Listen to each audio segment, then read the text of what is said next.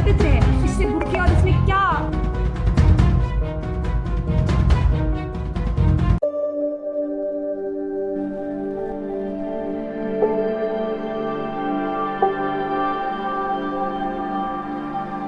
नमस्कार दोस्तों, मैं हूं आपकी अपनी प्राची अधिकारी।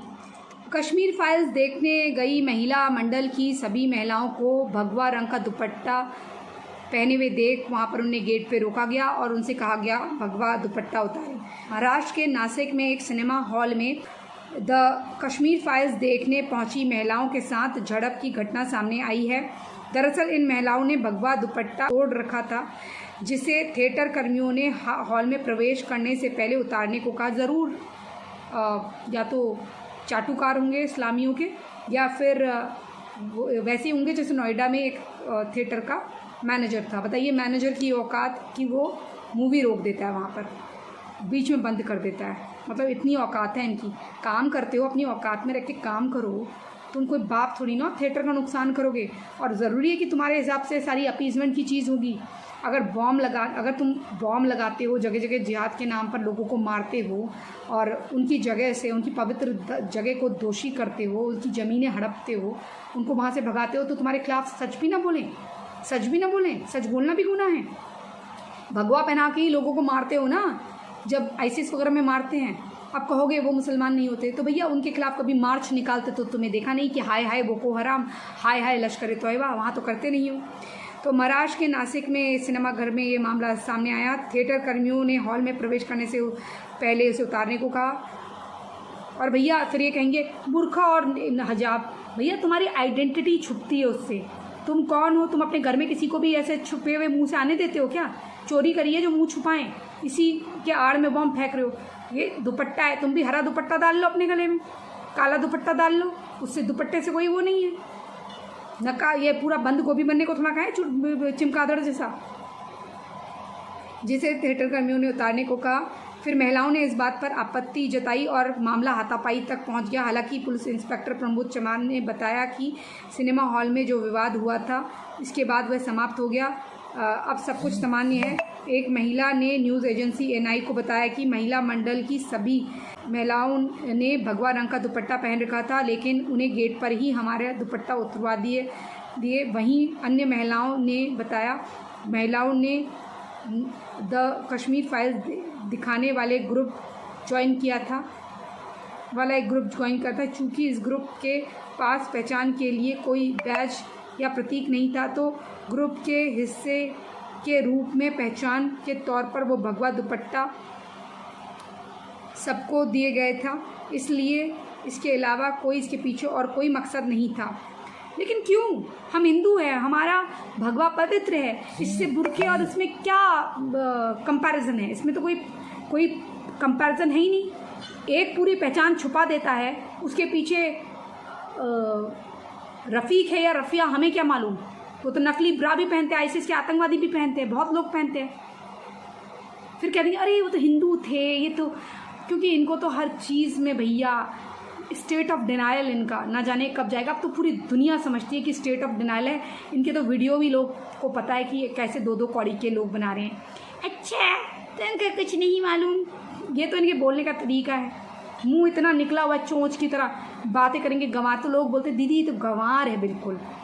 इस तरह के लोग जो होते हैं ना, बिल्कुल मैं क्या बताऊँ, ऐसे ये लोग यहाँ पर हैं भैया।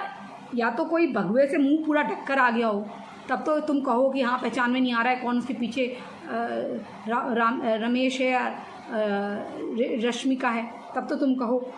इससे पहले महाराष्ट्र के ही अमरावती शहर में फिल्म से जुड़ा हुआ विवाद सामने आया। बाद में इस मामले पे 15 युवकों को गिरफ्तार किया गया था। उल्लेखनीय है कि the film Kashmir file release होने के बाद देश भर में चर्चा का विषय बनी हुई है। यह फिल्म हर दिन की कमाई के नए आंकड़े छूती जा रही है। फिल्म की बढ़ती लोकप्रियता को देखते हुए देश के कई राज्यों में इस फिल्म को टैक्स फ्री घोषित कर दिया गया है। इन राज्यों में मध्य प्रदेश, उत्तर प्रदेश, कर्नाटक, गुजरात, हरियाणा, बिहार, गोवा, त्रिपुरा आदि भी शामिल हैं। वह फिल्म देश के प्रधानमंत्री से लेकर यह फिल्म प्रदेश के प्रधानमंत्री से लेकर कई जानी मानी हस्तियों के तारीफ का पात्र बनी है और इनकी तारीफ हासिल कर चुकी है। फिल्म में दिग्गज एक्टर अनुपम खेर, मिथुन चक्रवर्ती, सामान्य पल्लवी जोशी और दर्शन कुमार जैसे सितारों ने बहुत अच्छी भूमिका निभाकर अभिनय कर इसे फिल्म को रियलिस्टिक बनाए हैं। यह 90 के दशक के कश्मीरी पंडितों पर हुए अत्याचार की कहानी है। मतलब फिर कहेंगे ये तो एक तरफा फिल्म है, मतलब क्या दिखाएं, आतंकवादियों के साथ हम ये दिखाएं कि पत्थरबाजों ने पत्थरबाजी करी, उसका एक कारण था, और लोगों को मार दिया था, जिंदा जला दिया था, तो उसका एक कारण था।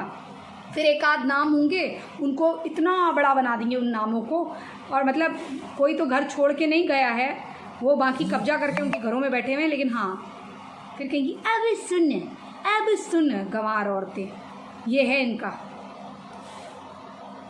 बताइए, इस तरह से एक फिल्म को भी सहन नहीं कर पा रहे। सच्चाई कड़वी होती है और सच जो एक्सेप्ट कर ले वो कैसे जिहादी। सच कहाँ एक्सेप्ट कर सकते हैं। आईएसआईएस वाले आतंकवादी नहीं हैं, वो मुसलमान नहीं होते हैं। बोको हराम वाले वो मुसलमान नहीं होते, वो गलत करते हैं। गलत तो गलत है, कुछ एक गलत के चक्कर में सबको नहीं बोल सकते भैया। एक ही आतंकवादी आता है, बमबारी करता है और कितने करोड़ों का नुकसान कर देता है। और रही बात आरएसएस की और पीएफआई की तुलना करना, तो ये ज़रा आसमान और आसमान में थूकने जैसा होगा। जैसे मेरे बारे में बोलते हो, आसमान में ही थूकते हो। क्योंकि कोई आरएसएस का व्यक्ति बाहर जाके अल्लाह अकबर या करके नारे लगा के उनके देश को कत्लो गारत नहीं करता, ना ही उनके देश में कब्जा करता है। तुम ही हो जो हमारी आइडेंटिटी राहुल लिखकर कब हमला करने की सोचते हो। ऐसी कसाब को भी चला था, और वो तो अच्छा हुआ कि तुम्हारे मंसूबे नाकाम हो गए, क्योंकि कसाब जिंदा पकड़ा गया। अगर मरा हुआ पकड़ा जाता तो ये कलावा देखकर लोग उसे भगवा आतंकवाद का जो प्रोपेगेंडा चला रहे थे वो साबित हो जाता। देखो, मैं भी तो सच बताती हूँ, मैं कोई पीएफआई की एजेंट तो हूँ नहीं, मैं तो सच बताती हूँ। ये पोर्टल की न्यूज़ है, पढ़ रही हूँ, वेरीफाइड है। और अगर किसी केस करना है तो पोर्टल पे कर दो, और पोर्टल तुम्हें बता देगा उनके घर ले जाके, ये और या फिर लोगों की आप बीती बता देगा। ढूंढ लेना, मुझसे क्या सबूत मांगते हो। पढ़ लिया करो, पोर्टल में ढूंढा करो, है ना, पोर्टल में ढूंढा करो ये सब बातें। और बाकी आप आँख नाक कान खुले रखिए, सत्य के साथ रहिए, और प्लीज़ दो कौड़ी के लोगों पर रिएक्शन करने के लिए ना बोलिए, क्योंकि हमारा काम आपको सत्य बताना है। किसी को सफाई या किसी की बकवासों में उलझना नहीं है, क्योंकि इससे उनका स्तर बड़ा होता है। छोटे लोगों की बातों को जवाब देकर हमारा स्तर छोटा होता है।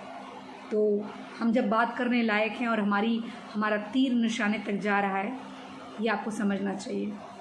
इसी संदेश के साथ मैं प्राची अधिकारी आपसे विदा लेती हूँ। चैनल को सब्सक्राइब करिए और शेयर करिए, लाइक करिए और मित्रों तक पहुँचाएँ।